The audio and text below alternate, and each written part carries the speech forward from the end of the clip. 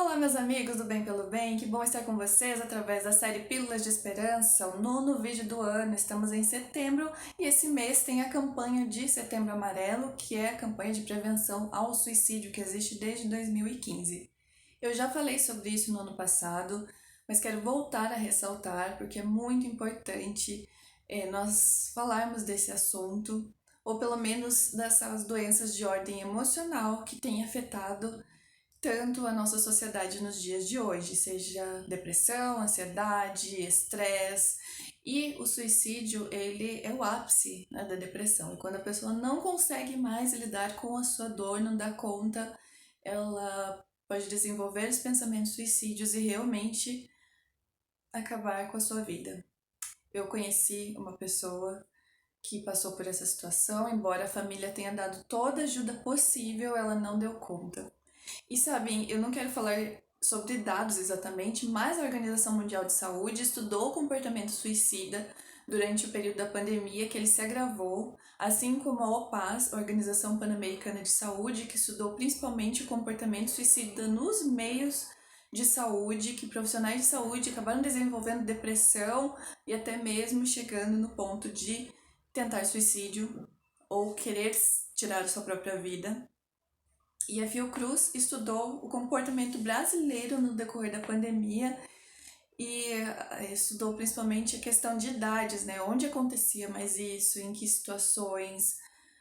Foi constatado que o norte e o nordeste do Brasil foram as regiões mais afetadas e esses dados eles não são divulgados até porque é muito delicado ainda falar sobre isso. Talvez você nunca tenha tido pensamentos suicidas na sua vida e dê glória a Deus por isso, mas você pode ter sofrido já de ansiedade, de estresse, preocupação. Talvez você já tenha passado por um período de depressão, como eu já passei em alguns momentos da minha vida. E é importante que a gente esteja atento, né, aos sinais. Cuidar da nossa saúde mental é muito importante, fundamental, principalmente nos dias de hoje e nesse pós-pandemia que eu já imaginava até a comunidade científica ela estava muito preocupada que após a pandemia da Covid-19 viesse outra pandemia, que seria a de doenças mentais. E realmente a situação no Brasil e no mundo é bem alarmante. Nós também vimos aí que o nosso Brasil, nosso país, nossa nação, vem sendo afetada economicamente, né, em decorrência da pandemia. Depois veio a guerra da Ucrânia, que também afetou a economia do mundo de uma forma geral. Imagine o que essas pessoas estão passando também, né? Eles estão passando por um momento ainda muito crítico. E quantos tiveram aí que se separar da sua família, estiveram com problemas de ordem financeira ou tiveram tudo perdido. E é claro que a gente também se mobiliza para pensar nessas pessoas, orar por elas, para que Deus realmente tenha misericórdia, né, de todos nós. Nós estamos vivendo num período da história que é desafiador. Mas como nós então conseguimos conviver com essas situações e nos manter calmos, de repente serenos ou em equilíbrio, pelo menos, diante de todo o caos. Talvez não seja o seu problema a questão de depressão, de ansiedade, de fatores emocionais, talvez seja de ordem espiritual, talvez seja de ordem financeira. Eu não sei se você tem algum problema, mas cada um sabe a dor que tem, sabe onde a pedrinha incomoda no calçado e o que nós podemos fazer uns pelos outros ainda é orar. Eu acredito muito no poder da oração. O Pílulas de Esperança vem trazendo essa abordagem espiritual e a nossa necessidade de conhecer um Deus que ainda realiza milagres. E eu quero compartilhar com vocês uma história que eu ouço desde a minha infância, mas que me chamou muito mais atenção recentemente. Justamente quando eu estava pensando, né, quando a gente precisa de um milagre, o que a gente pode fazer para conseguir esse milagre? Geralmente nós pensamos nisso, porque nós somos humanos. E quando nós queremos resolver um problema, nós queremos que ele seja imediato. E nem sempre isso acontece. O relato que eu quero compartilhar com vocês hoje está em 3 evangelhos. Ele está no livro de Mateus, de Marcos e de Lucas. Mas eu vou ler o que está no livro de Marcos, que ele dá um pouquinho mais de detalhes para nós. Esse relato começa lá no verso 25. E um pouquinho antes disso acontecer, Jesus ele estava numa região que um líder da sinagoga, um líder religioso, e com certeza era conhecido naquele meio, ele foi buscar a Jesus desesperadamente porque a sua filha estava muito doente. E então Jesus se dirige até a casa dele. E uma multidão de pessoas estava ali. E quantas daquelas pessoas não estavam ali para ouvir, não só para ouvir Jesus, mas em busca de um milagre? Isso aconteceu com uma mulher. E olha só o que diz lá em Marcos, no capítulo 5, a partir do verso 25. E estava por ali certa mulher que havia 12 anos vinha padecendo de hemorragia. Ela já tinha sofrido demasiado sob os cuidados de vários médicos e gastara tudo que possuía. Porém, em vez de melhorar, ia de mal a pior. Tendo ouvido falar a respeito de Jesus, passou pelo aglomerado de pessoas e conseguiu tocar em seu manto, pois dizia consigo mesma: se eu puder ao menos tocar as suas vestes, ficarei curada. E naquele instante se lhe estancou a hemorragia, e a mulher sentiu em seu corpo que estava liberta do seu sofrimento. No mesmo momento, ao sentir do seu interior fora liberto poder, Jesus, virando-se em meio à multidão, inquiriu: quem tocou em meu manto?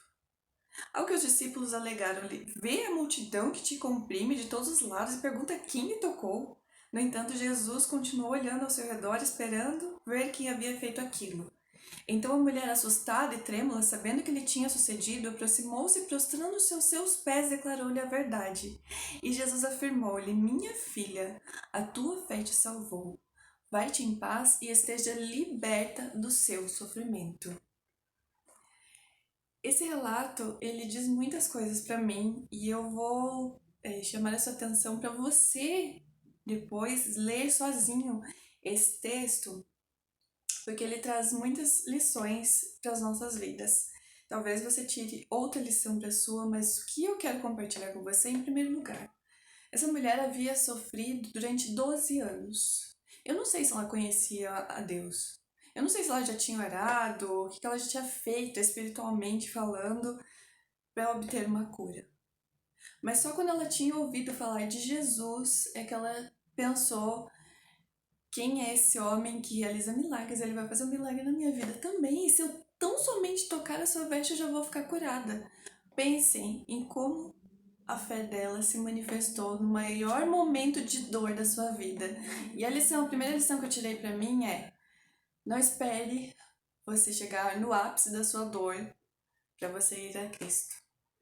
Vá primeiro a Ele, independente de como você está. 12 anos esperando. Isso me fala muito sobre perseverança. E foi a segunda lição que eu tirei desse contexto histórico. Sobre fé. Eu falei sobre fé no vídeo passado e eu volto a falar para vocês. A fé e a perseverança, né? Elas podem superar todas as nossas dores, as nossas preocupações. E é um exercício diário. E o terceiro fato que eu tiro, a terceira lição, é de quando Jesus olha, né, com todo amor, todo carinho, num contexto onde as mulheres eram menosprezadas, ele a chama de filha. Filha, a tua fé te salvou. E isso fala muito para mim também. Se hoje, nesse momento que eu estou, eu acredito nesse Jesus a ponto de pensar: se eu apenas tocar, se com apenas um toque de fé, porque eu não posso tocar a Jesus como essa mulher teve o privilégio, mas se apenas com um toque, eu acredito que Ele pode mudar completamente a minha e a sua vida. Então, foram essas 3 grandes lições que eu tirei. É claro que dá para nós meditarmos muito mais tempo, a gente não tem tempo para isso aqui. Eu falo aqui de coração para coração e nós temos um tempinho curto. Eu sei que você também deve ter as suas correrias. E parar aqui para nos ouvir, bem pelo bem, é um privilégio para nós, para a gente compartilhar esperança e falar sobre essa esperança. Então, que a sua fé, a sua perseverança possam ter proporções maiores, que você não espere, né, os últimos momentos da sua vida para você buscar a um Deus que está disposto a cuidar de nós em todos os momentos de dificuldade, porque isso é promessa. Lá no Salmo 23 tem uma promessa de Deus. Fala que mesmo que nós estivermos no vale da sombra e da morte, nós não precisamos temer porque Ele está conosco. No Salmo tão conhecido, Salmo 91, que fala que os teus anjos dará ordens ao teu respeito para que te guardem. E é tão bom a gente saber que nenhum mal também chegará à nossa tenda, como também diz nesse salmo, que Deus está disposto a cumprir as suas promessas na nossa vida. Mas nós precisamos também cumprir os propósitos perante Deus, de obediência, de cuidar mais da nossa saúde, seja ela física ou mental, de prestar atenção, né, nas pessoas que estão ao nosso redor, apesar do barulho do mundo, do caos, da correria, e que você se sinta cada dia mais fortalecido, que a esperança ela brote no seu coração todas as manhãs e perdure. Esse é o nosso desejo, um grande abraço para você e até logo, se Deus assim permitir.